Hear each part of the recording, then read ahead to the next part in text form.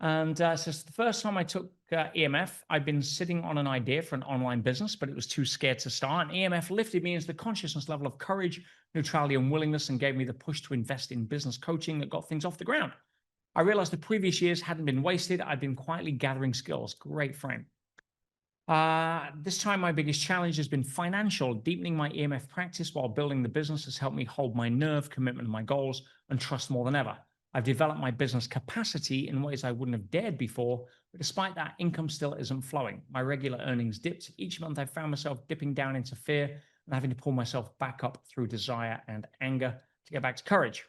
Module 12 is showing me how I still externalize money as a savior, how I see the world more as a particle than wave, and how this interrupts the flow of abundance. I regularly seek inspiration, connect with source, and practice creating inner safety through vision, amalgams, and daily self-soothe. My new values are authority, daringness, and deservingness, and I'm learning to feel satisfaction and safety now, regardless of outer conditions. Still, I can feel a deep resistance in my body, draining my spark and magnifying the fear as outer resources run low. I know this may be part of the process, dark night before the soul, or maybe a test, but my question is, how can I keep steady and reassured when the conditions feel more limited? It can be tough, Emma, when, especially if you don't have references. Yeah, if you've been there before and pulled it out of the bag 3 or 4 times, you wouldn't be as worried. But on the first time, it can be like, oh, like your first skydive.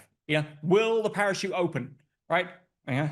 So I really get it. And sometimes, and I don't want to throw you off pace here at all, but sometimes if you're working through problems in a relationship, just use this as a side example, right?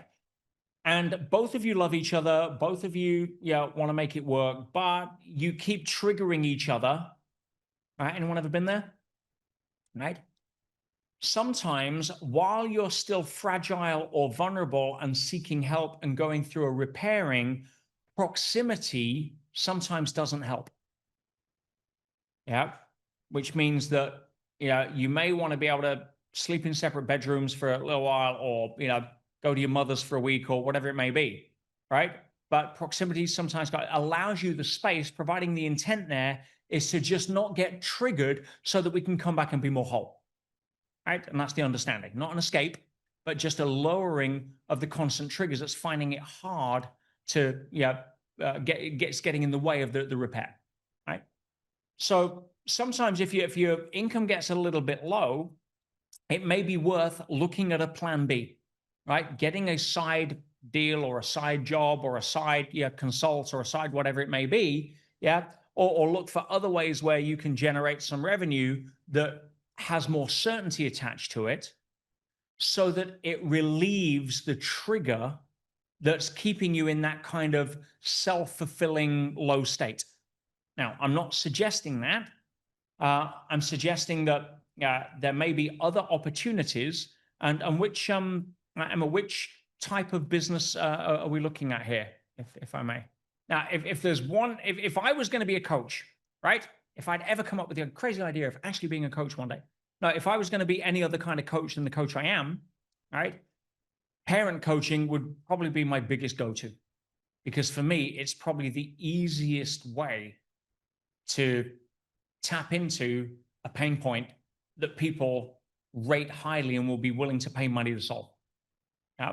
So it's not that there's a lack of a market. It's not that there's a scarcity of clients, right? Unless people have suddenly stopped having kids 5 years ago, I'm not aware of, right? It's none of that. It's not your ability to be able to deliver, because I know you can, right? So you want to be focusing your energy around, okay, what is the one thing that I need to look at or solve in the business?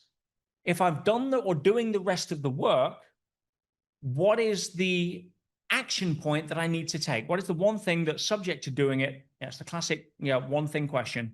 What is the one thing that I can do that's subject to doing it would make it easier, everything else easier or unnecessary? Now, with parenting, it's so easy to be able to leverage other people's audiences, because there are a lot of audiences that are already out there that are parents, whether that's Facebook groups as an obvious one that you can start adding value to, not pitching, but adding value to, and being like a major contributor, and people see you as an authority at that point. They go, well, how do you do that? Well, I spend a lot of time helping people with parents. And you just give and give and give for a few weeks in there. People, and well, if you'd like know a little bit more, DM me. Right? It may be that you need a better way to pitch or present or close what it is that you're doing. All right? That's easy. Yep. You've got the biggest free library in the universe of humanity on stuff like that, called YouTube. Right? There's so many things out there. YouTube is the #1 place people go for learning, by the way, not any educational institution in the world.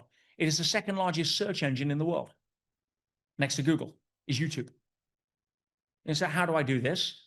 Right? ChatGPT is catching up, but ChatGPT could recommend you certain things. But just focus on, okay, what's the missing link? Is it I'm not getting enough clients, or I'm not closing enough prospects, sorry, or I'm not closing enough prospects? And just, what's the one thing I need to solve? And if it's getting prospects, a million places where parents congregate. Yep.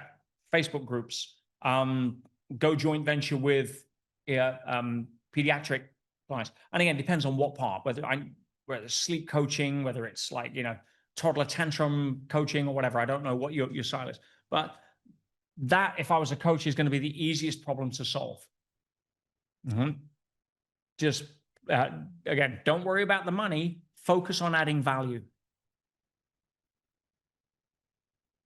So you focus on the money, you focus on the scarcity, and all of a sudden you start vibrating at scarcity, and the only people you attract are freebie seekers. Now, I don't attract freebie seekers. Do you know why? Well, you know why, right? Yeah. Because I vibrate at a different radio station. They don't listen to my songs.